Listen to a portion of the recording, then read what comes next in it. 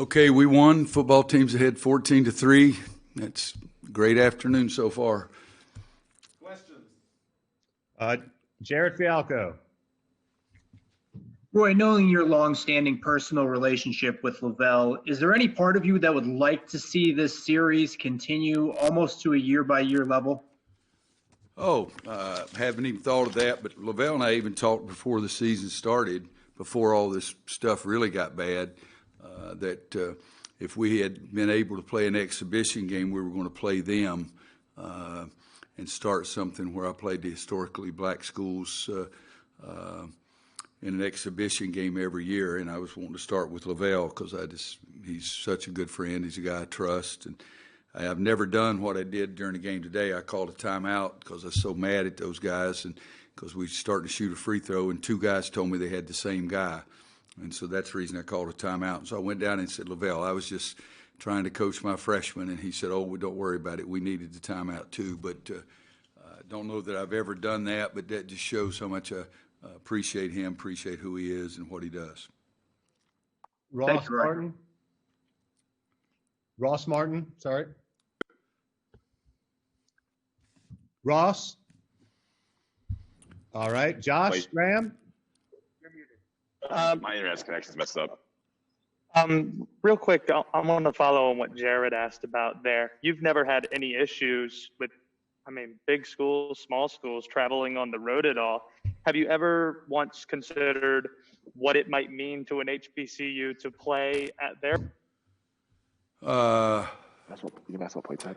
I feel like I've played about every place in the world to play anyway, so I probably have never thought in those terms, no, but I'd have to think about it to see if, I know when I was at Kansas, there were only 4 non-Division I teams in the state, and we played one of them in an exhibition game and another one in a home game every year to give them the money, and then switched and played the other 2 the next year. But I'd have to think about that if I've ever done that before, but I think they might get more money by playing them here, to be honest with you, than we could with the limitations on the size of the arenas in some place. But that's something I never thought of and may think of now. Thanks, Coach. Thank you. Brett Friedlander. Yeah, Roy. Caleb had 6 more turnovers today, and I believe that's now 24 for the season. How concerned are you about that? And is there a common theme to that, or is it just young player trying to figure his way out at this point? Well, guys, come on. You know me. I'm concerned about it immensely. You can't win big games if you turn the daggum basketball over. And point guards, I've always told them the 2 ways to stay on the court is guard the ball, stay in front of it, and don't turn the ball over. But also know that I've got 2 freshmen out there that are handling it, and it is a difficult thing. And he's going to get better, and he has to get better. It's a simple thing like that. But it's something that you look down there and they get 18 points off of our turnovers. That's way too many, and 18 turnovers in a low possession game because they milked the clock a lot in the first half and took some time before they started their offense. So I'm not sure because I don't have the stats, but I would guess it might be our lowest number of possession game that we've had this year, and have 18 turnovers is not very good. Brendan Marks. Hey, Coach, I just wanted to ask about Andrew Playtek. Obviously, he had that 8-0 run himself in the middle of the second half, but just how important has he become for your team, and especially the value he provides as a floor spacer? Well, it's something else. Caleb shoots the ball well. Puff can really shoot it. Kerwin can really shoot it. RJ shoots it well. Caleb, but they haven't done it in games. And so those 2 threes by Andrew today were really big for us. There's no question about that. I was going to play him earlier in the first half. I was going to play him longer, but one time he jumped up to try to block a shot instead of taking a charge, and he's blocked the same number of shots at North Carolina that I have. And so you got to be smart. You got to take a daggum charge instead of thinking you're Akeem Olajuwon or something. But the threes that he made and what he did defensively guarding that guy that was a tough matchup, I think both ends of the floor, and Andrew did good things for us. Ryan Wilcox. I'm sorry, kid. So it's Kirsten's told me it's 5 fewer possessions this game than we've had in any other games, and not only did we have 18 turnovers, we got a crick in my neck because of it. So Ryan Wilcox. Yeah, Coach, can you talk about the lift that Armando gave you guys today? He had 15 in the first half.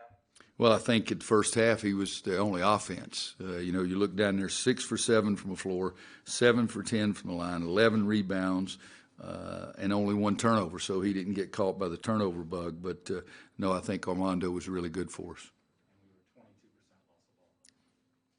Kip Coons. Last one, Matt. Yeah, Roy. Last one, Kip. Roy, I realize the inherent danger in asking you to comment about Duke basketball, but Krzyzewski had a point this week about the season feeling very strange. What was your understanding of what he meant, and do you agree or disagree? Guys, I'm not on social media. I'm not. If you call me, I know that you call me, I can call you back. You text me, I know, and I can text you back. That's it. I don't read, tweet, or twit, whatever the crap it is, but I have seen some of that, but I have not seen all of Michael's comments. The comments that I saw, it made sense. I mean, you used it yourself, Kip. It's a strange time. I mean, it's the most unusual time that I've ever seen, and it changes. And the thing that I saw, and again, I haven't seen it. Somebody told me, said it was strange times. I agree. It's times that we're not used to. I agree. And that we should probably take a different look at it now than we did in July or June. I don't even know if he used the time, but he said some months ago. So I think there is validity to that. I have no problem with that whatsoever. Again, if he said Roy Williams is ugly, I might have something to say about that. I'd probably agree. So I don't know what he said. Those 3 things are what I heard, and I agree with that. And I guarantee that Mike doesn't go to bed at night, and the last thing he does before he goes to bed to read what Roy Williams' comments were. And so I have a tremendous amount of faith in Michael. It's surprised the heck out of people that we've been on committees together for so many years, and I would bet 95% of the times we agree when we were on those committees making decisions or suggestions or whatever they were. We agree on a tremendously high percentage of things. And I think that somebody said, some other coach said something, and I don't know what that was. But I do know that I think Michael has a great concern and interest in what college basketball is, where college basketball is going. And the other thing is Michael Krzyzewski has the right to his own opinion. He doesn't need to get that from Roy Williams. Let me check my phone and see if he called me and asked if he could say what the hell he wanted to say. I don't see any calls from him, but again, guys, I don't stay on that stuff, and again, Mike doesn't watch what I say every day either. But those 3 things that somebody told me he said, I have no problems with that whatsoever. Thanks, guys.